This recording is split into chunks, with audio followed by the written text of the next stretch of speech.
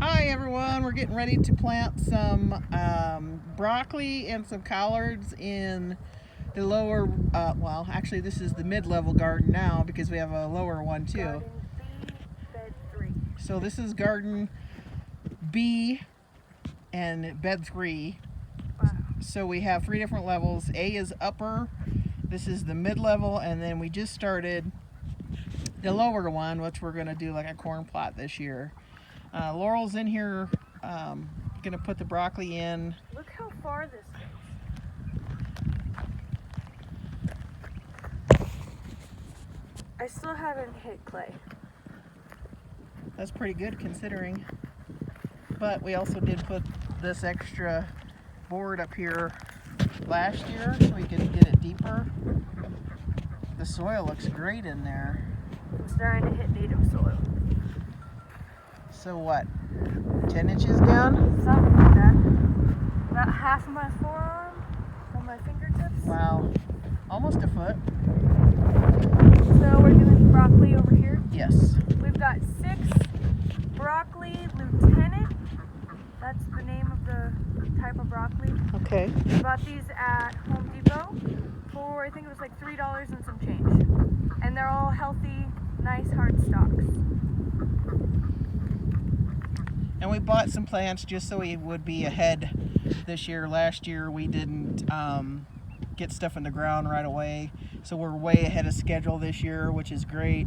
Last year I don't think we got anything into the ground until almost May, so the cabbage didn't do very well. It was too warm by the time that we got it and put it in the ground. You want to tell them what this is and why it's circling?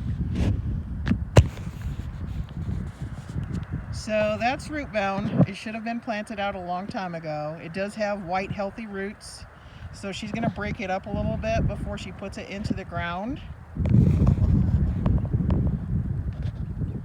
They should have been potted up in the next size up, but when they do that, you know, for the store, they just keep it in the regular 6-pack. So she's going to bury it fairly deep.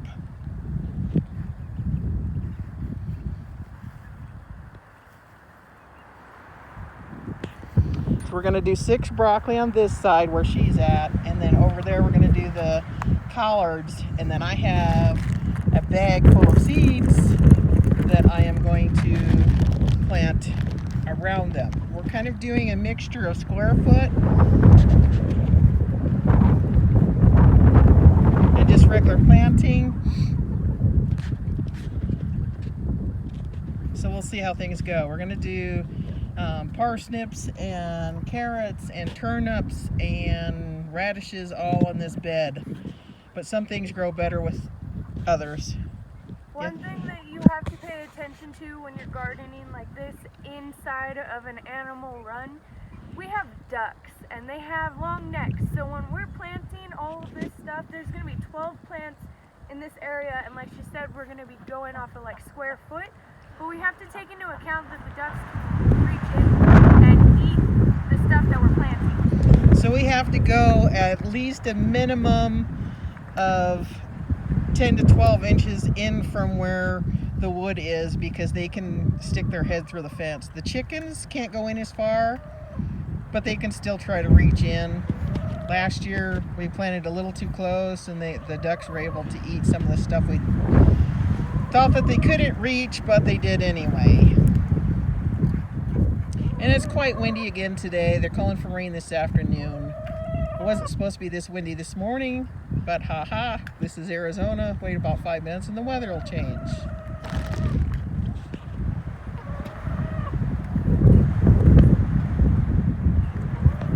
Hi girl! She's like, I want in there, you're planting green stuff.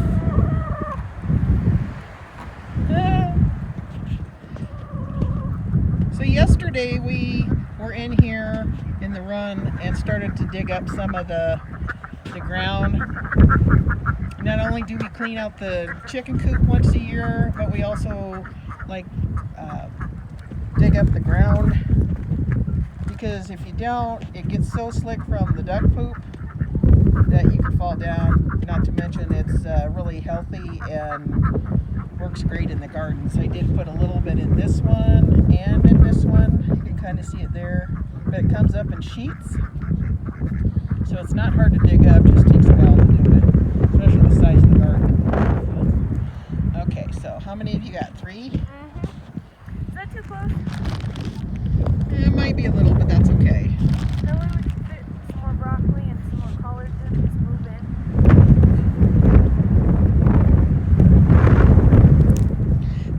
going to be a shaded garden in the afternoon. It only gets sun in the morning, so the plants will probably stay fairly small anyway.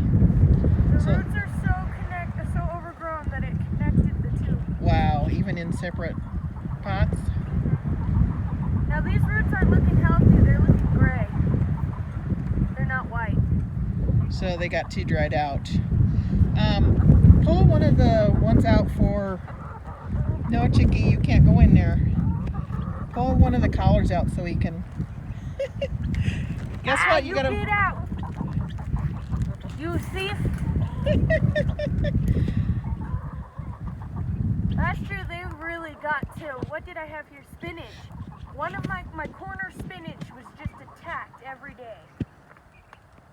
That was a duck, though. I don't think that was a chicken. Same problem. Yeah, that's not as root bound, but it's pretty close. And the roots are not white. There's a few, but like these ones are yellow. We let these go way too long.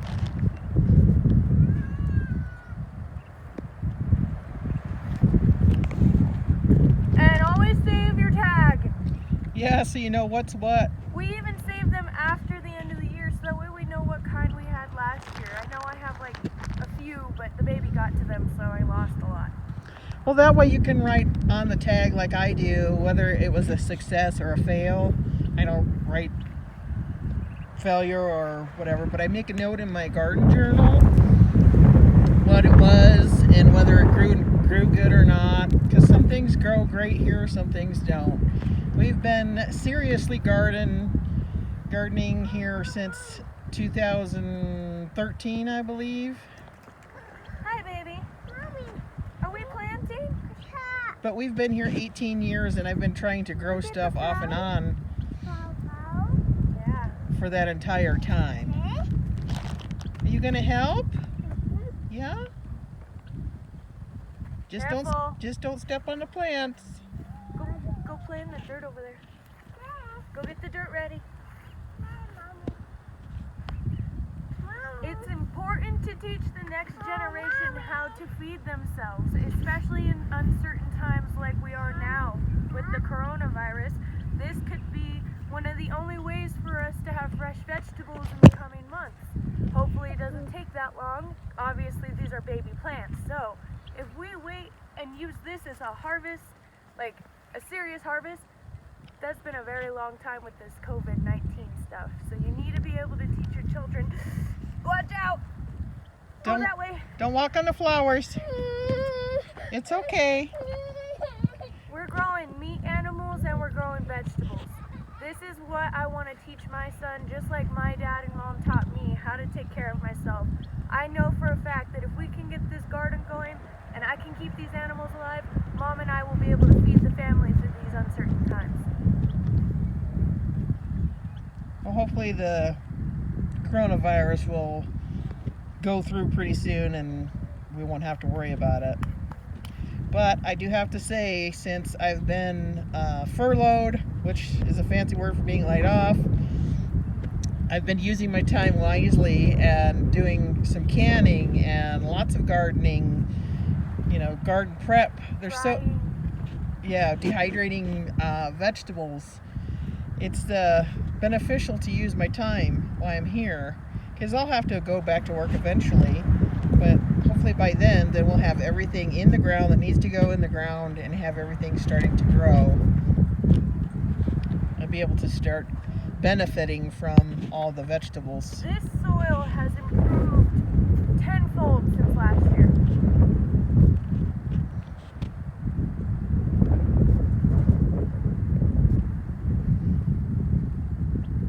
I believe in one of my other videos I talked about that this garden area was started in 2013 when we first got chickens. We had just the small run, which we use for a nursery run now, where the turkeys and chickens are. That's part of the Brussels roots from last year. You want to give it to the chickens? Nah. I'll throw it in that one then. So you can see the little trellis here. Oh, there was new growth on this one. And I just ripped it up. That's okay. the trellis that we have here, I'm going to plant peas along here, and then I have one over on this side. Last year I had Boston pickling cucumbers growing off of that one, but this year I'm going to do beans there and peas here. Last year I believe was squash on this one, but then I added one over to here. It's hard to tell because it's fenced, but this one I'm going to do beans, I believe. And then we're going to turn this one into a permanent herb garden. It gets sun in the morning and shade in the afternoon, so that'll be good for the herbs. That one I believe we're going to do peas and squash and pumpkins. And that's Luna on the other side there. Okay. Wow, the dirt looks good over there too. Yeah, it does. So because there's such weak roots on this one, I'm not going to break it apart too much. It could really damage the plant. So I just kind of poked a hole.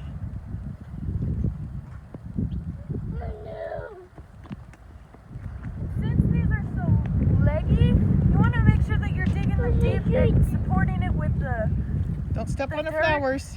Because if you plant this long collard green, He's mad because we keep telling him not to step on the flowers.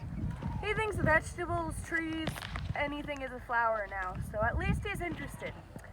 But if you were to plant just this in the dirt, you have all of this that's unsupported, blowing in the wind, weak. I mean, they're strong stalks, but it's a young plant and it's spent its last couple weeks in this. So when you're planting them and they're leggy, make sure that you go up and support. I try and go up as far as possible without covering the bottom leaves. Oh, look at it. You don't want to go too deep because the collards, you want to be able to harvest where it meets the stalk too. Bugs! Chicken food!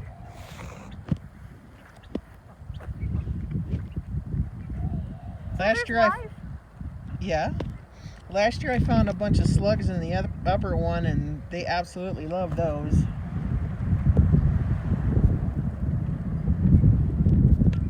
Okay, since she's almost done, I'm going to go ahead and end the video.